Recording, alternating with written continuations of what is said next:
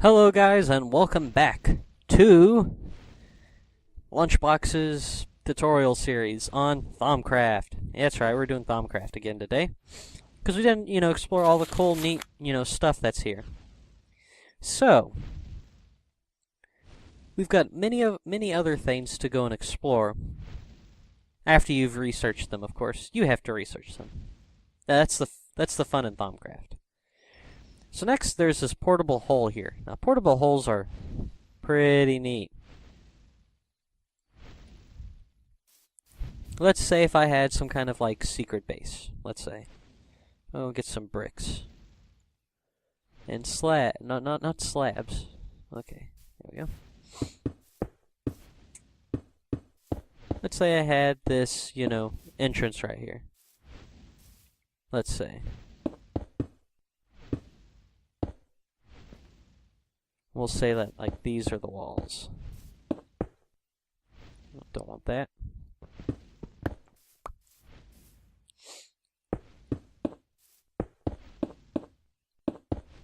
You might come up to this, dead end and be like, oh, well, there's nothing here.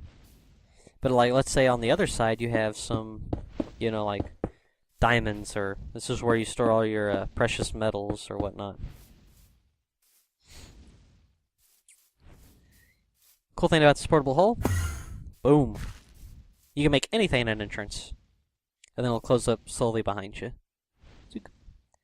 And this thing actually has some pretty decent range. So let's say if I do it over here on this, cliff side. How about this cliff side? Let me see how big it is first. So it's not that big. Let's say right here. Boom. So you can actually go pretty deep. And it'll actually give you enough time for you to actually go through it. However, the bigger the hole, the more VC it requires from the environment. But it's nice to have, some kind of secret, base thing. Bam. Walk through it, and then it'll close back up. Who needs doors? Okay. That's a portable hole. Next is the mirror. What is it? Magic mirrors, yeah. Cool thing about these magical mirrors, let's get some magic mirrors. You actually need two of them. Let's say a mirror right here, and a mirror right here. I have to remember how to use these, because these are actually pretty neat. They act as doorways to avoid in-between worlds. To link a pair of these magical mirrors, you simply need to place one. You then right-click with the second mirror.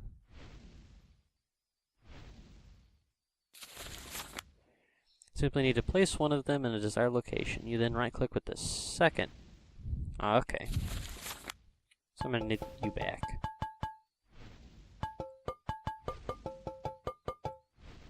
Can I... How can I pick you up?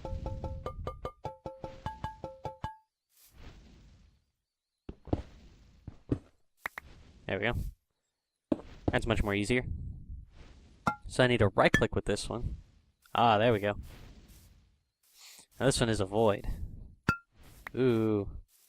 So I throw an item through it. It'll actually appear here on the other side. Ooh. Now it doesn't work with you or any kind of living being. It can only be used with items. So let's say if you have, your friend over here in his base, and he's like, "Oh, can you send me some? Can you go and send me some stone bricks?" And you're like, "Okay, here's some stone bricks."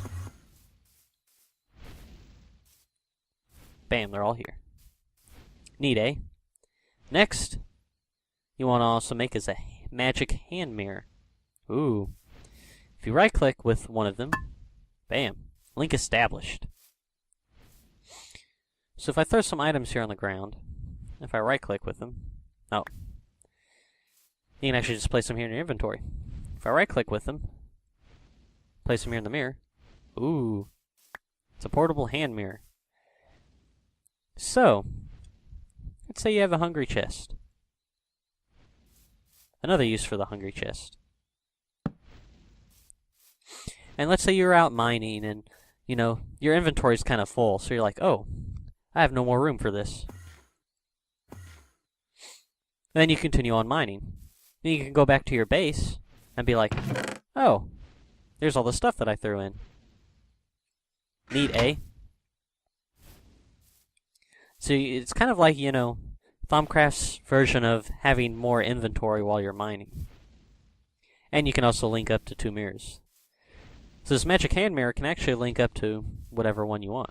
So now you can link up to this one. Ooh. However, you can only send things, you cannot receive things from this magical hand mirror. Next, let's go and do the Boots of the Traveler. Oh man. Once you have these are really easy to get early game, and you'll probably have them forever. As you can see, this is my walking speed. Let me take them off. Walking speed. Normal Minecraft, walking speed. Well, I can go up. That's not supposed to happen. That's only, you know, the effect from the Boots of the Traveler. If I go and put on these shoes again, let's see. Okay, there we go. No, that's a bug. So I have these boots here, and I go, you know, pretty slow. My sprinting, pretty slow. Put on the Boots of the Put on the Boots of the Traveler. This is my walking speed. This is me walking. This is me sprinting. Oh yeah. And another neat effect with these, you can go up 1 block faces. It's like this mountain that I'd have to, you know, jump over. I can just walk up it. Look at that. Awesome, huh? And it also improves your jumping.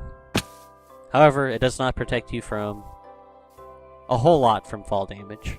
It does protect you some, but not. It doesn't protect you from all the damage. And you move through water faster. What's not to like? And these are early game stuff to get. As long as you research it, though. You have to research it first. Okay. Next is this Arcane Levitator. Ooh, I like the Arcane Levitator. Arcane Levitator. Where are you? There you are. Get a couple of you, and then probably some levers. Ah, 1 level will do.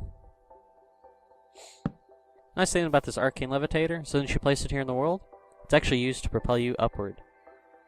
Oh yeah. Look at me. I go up to about, like, what? 80? 81? So I'm about 81. So it takes me up about 10 blocks.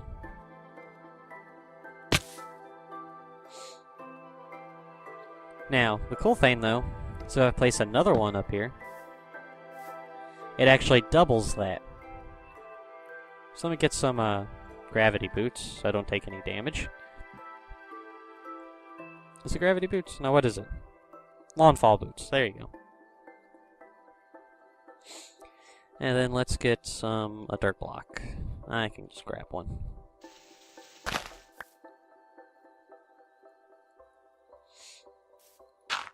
It'll actually take me up 20 blocks. Oh, this is pretty high. Ooh. So you can actually kind of use it as kind of like a levitator system. Or not a levitator, an elevator system. And you can actually disable them with a redstone signal. So as you can see, if you go in... Oh. If I go and disable this one, this one will only send me up 10 blocks now. Should only send me up 10 blocks. Yeah, there we go. I just had waited for that one to be deactivated. Now, another neat thing about this is that that's not its only purpose. It can also, you know, it'll also send up items as well. At least it should. Say a hydro chop.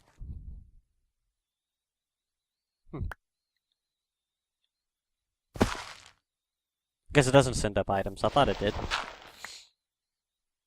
So I go and break this one as well.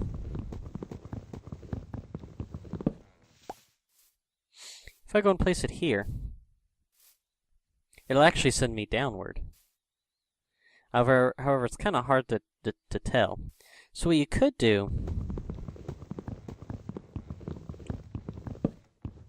with these, let's say you've got an arcane levitator. I'm gonna need some more dirt.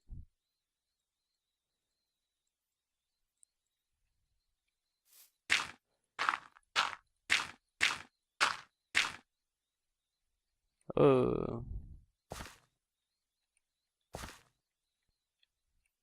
Let's disable you.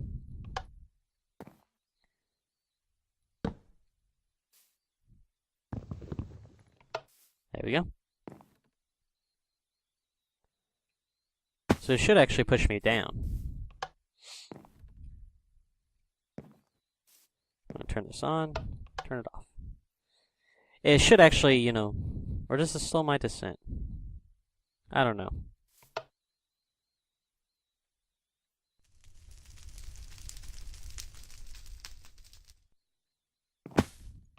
But it should slow my descent. That's what it should do. As you can see, I didn't take any fall damage. If I had him higher, it should, you know, tell you. I think you can rotate him as well. Each levitator placed upon another will increase it. The stack of 3 will go up to 30 blocks. Levitators can be deactivated by applying a redstone signal. An item. Well, it says item, but it doesn't do all items. A creature up to 10 blocks. Anything below the levitator is slowed enough to negate fall damage. Doing so costs a small amount of East drawn from the nearby aura. So anything placed below it will actually, you know, you'll do less. You'll receive no fall damage. So if you place them up there above you, let's say you've got like an elevator shaft and you just fall down, you won't have to worry about fall damage. And then you have a redstone signal like at the bottom, which will activate them, and it'll send you straight up. Neat, eh? So those are arcane levitators. Next, there's actually a... I want these, because it says items. But I want to... See, it doesn't activate items, which is weird. Okay. Let's see, what else is there? There's an arcane ear. Arcane ear. There we go. This thing is actually pretty neat. So if I right click, it's kind of like a no block. Let's get this back down to 1. So that one's the basic one. So I go and get myself a note block. It'll actually respond to that note. And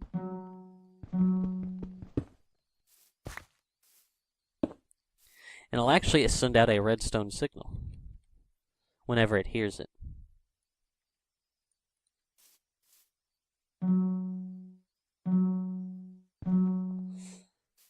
So you could have some kind of like contraption, like a redstone contraption in your base. What happened there? I have no idea.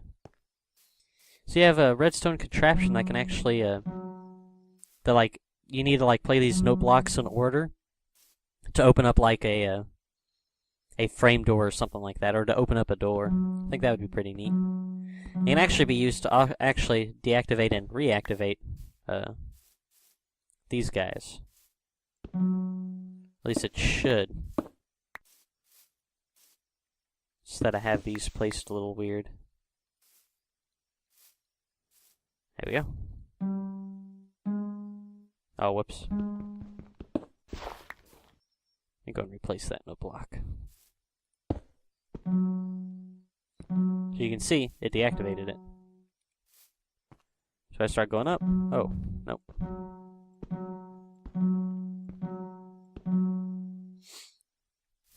So you had like a NOT gate here. Let me get a NOT gate. Let's just say. Right here. You're like, I want to go up. I right-clicked. You actually place these pretty far. Like, doesn't have to be next to the ear. It can be right over here. You would have this set up on a timer so that it would activate it for more than like a couple seconds. But yeah, you could use that as like an elevator. That's just one of the uses for the Arcane ear. One of the most basic ones. Next we have warded stone and doors. Ooh. Now warded stone is pretty neat. You can actually make any kind of a warded. There we go. You can actually make any kind of color dye with it. You can actually make glass, doors. I thought the doors would be here. Oh, it's our arcane doors. Now, it's kind of silly, me placing these. But, if there was anybody else here on the server...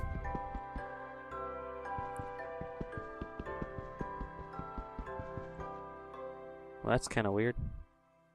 Oh, it's because I haven't actually technically researched it. And I didn't actually make these. These are the creative mode. So, let's say I'm like another player. I'm trying to break through these. As you can see, I can't break through them. I can, but it takes forever. I mean, like, a very, very long time. See, the first one hasn't even appeared yet. And I'm using a diamond pickaxe. If I placed him, I can break him like this. Just like that. And it'll actually drop. If it's any other players, though, they won't break at all, as you can see. And you actually get glass as well. The cool thing about these glass is that they, see, it has the same properties, but you're able to see through them. And it has this nice, neat little, texture overrider kind of thing. Same thing with the doors. However, since this one actually responds to me, which is kind of weird. But if it's any other players, you know, they can't break through them. Or maybe you can't break through them. Maybe you have to do something special. Maybe you changed it. Are unbreakable to anyone except the person who placed them, and even then they can only be removed with a casting wand. Ah, okay. That's why you have to remove them with a wand of the person who placed it. So you have to use a wand. So you can't actually mine through it. They're highly resistant to explosions as well. Warded glass, then you have arcane doors. They'll only open for the person who placed it. Only you. However, you can make these keys, and you can give them to players. These iron keys is like clicking on the door, you will link the key to that door. You can then give the key to another person, and you'll be able to use the door to gain permanent permission to open it. They will still not be able to break the door or grant anyone else access. For that, you need the gold key. The gold key you can give to other players, and then they can make iron keys for that door. Pretty neat, eh? For these arcane doors. Now, there's also arcane pressure plates, which will only open for those that have placed it. So if another player comes over here and be like, okay, they won't be able to actually open it. Now, you can actually adjust who and what goes in there. It has 3 settings that can be toggled by right-clicking on it. It can trigger on everything, like a wooden pressure plate, just you, or everything except you. So I think this one's the regular. Yeah, this one's actually the regular one. So if I shift right-click,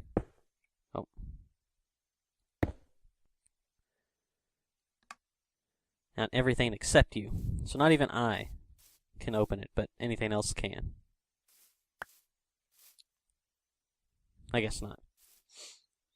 I guess if another player comes over here, it'll activate for me. So now it'll only trigger just on me. Even, glass. Won't affect it. On everything. So, like, everything can be activated. Pretty neat, eh? Let's see, what else is there? Next are these... Whoa. Enderman? Next are these worded jars.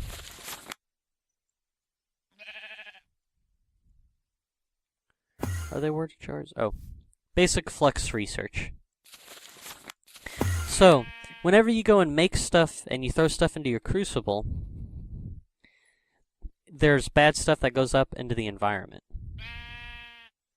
If I put these arcane alembics here on the side of them, though, all the flux that'll normally be sent out will actually stay in these jars.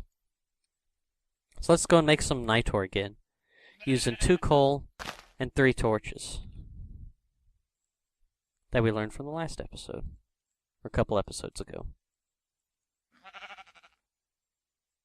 If I go and throw these in here to make myself some nitor, as you can see, there are some 3 herba and 2 saxum that'll be sent out into the atmosphere. However, they won't. They'll be stuck right here.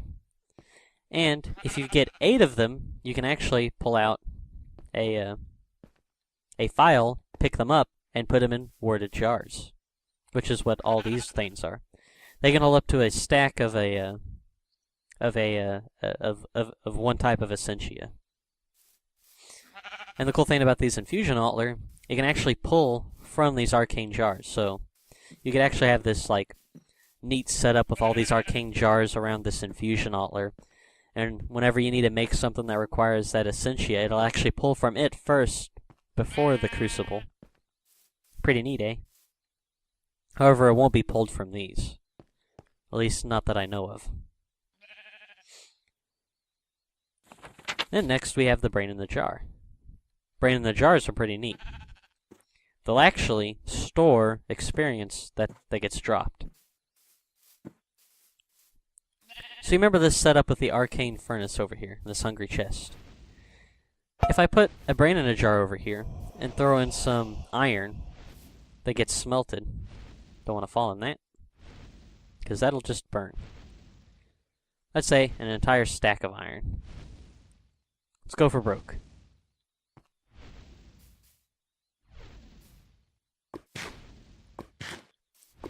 It'll actually, give out experience.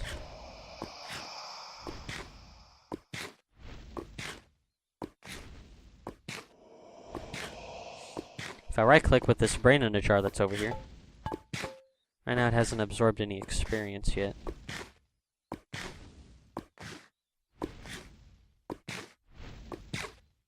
Anything that gives off experience like this thing's actually supposed to be giving off experience, which is very weird. It'll actually absorb experience. So, like, let's say if you have a mob grinder,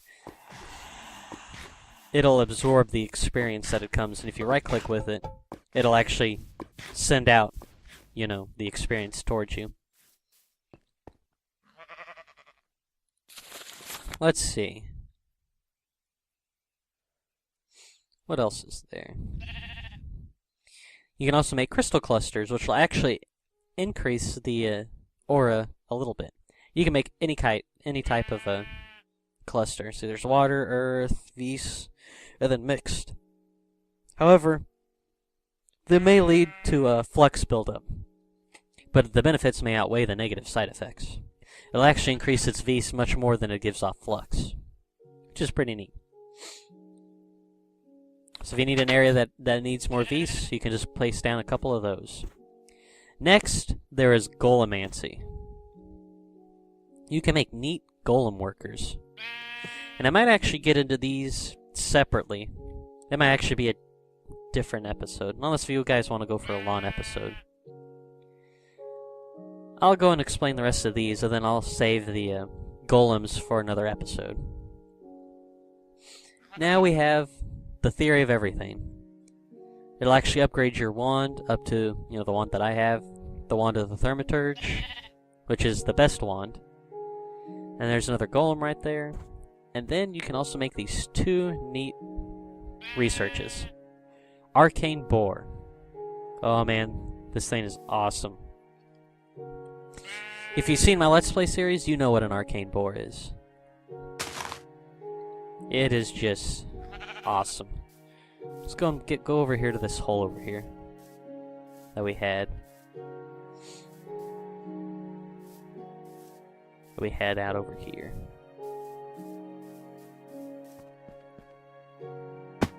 Right here. You have to make an arcane boar base and then an arcane boar head. And you can actually rotate the head the way you want it. So let's say I want it over here now. Go and rotate it this way or this way. And then this one little thing right here is the output. So whenever it starts mining, it'll output to whatever chest there is. So if I go and get myself a diamond chest. Diamond chest. Oh, away. You also need to put in a pick and a wand of excavation, or a wand of equal trade. Let's do excavation. And then we'll actually also do a pickaxe of the core. Oh wait, if I can spell. Pickaxe of the core. Let's also enchant these. Whoops. Let's say potency, treasure, and repair. Why not? Efficiency, unbreaking, and fortune. Why not? We're going to throw in my pickaxe. You can see it'll tell me, fortune. It'll give me native clusters. This one, and then the wand of excavation will determine its width and how fast it goes. And then all it needs is a redstone signal.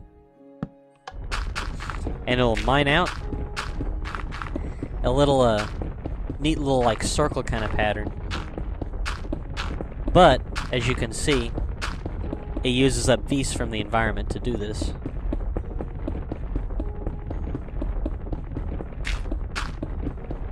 Oh man, this thing is neat.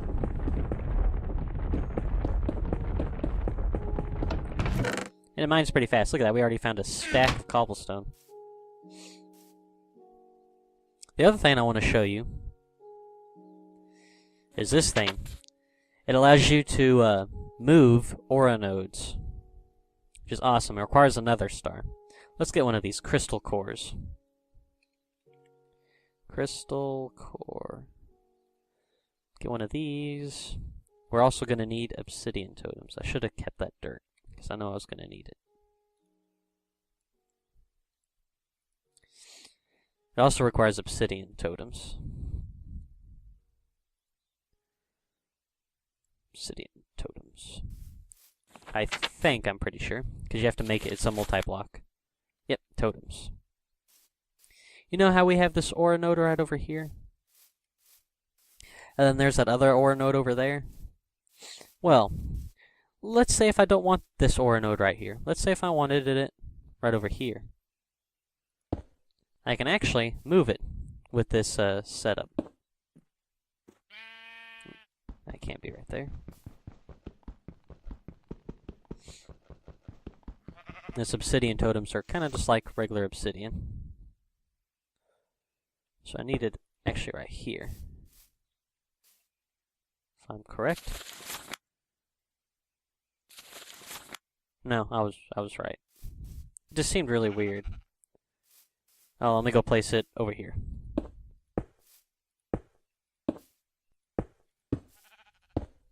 There we go. And next you would want the crystal core right here. Now if we right click with the wand, it'll activate it. And what it's going to do is actually going to pull this aura node that's right over here to right over here. It just takes a little bit to start up.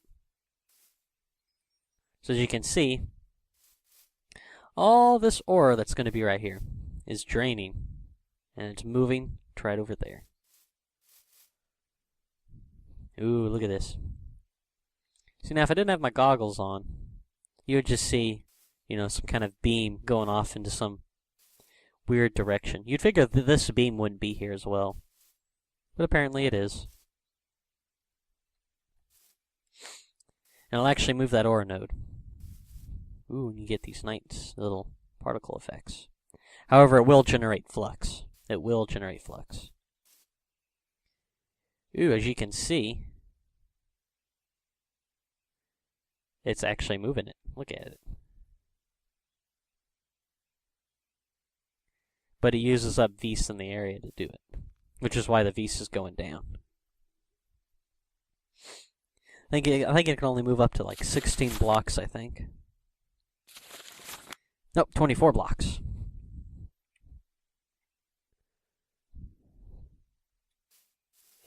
So it'll slowly move this aura node. As you can see, the Vs level is gone down. So it uses up a lot of the... oh, never mind. Whenever you activate this thing, it actually takes Vs up in the area to actually make it. I think it takes 300. Yeah, 300 Vs. So that's why that's where the 300 Vs went from. So it actually doesn't take Vs to move it, but it slowly moves it up to where it is. Pretty neat, eh? And I think that is an ending for this episode. We'll save the golems for the last episode of this tutorial. Okay, guys. I'm Lunchbox, and it's been a pleasure. I'll see you in the golem episode.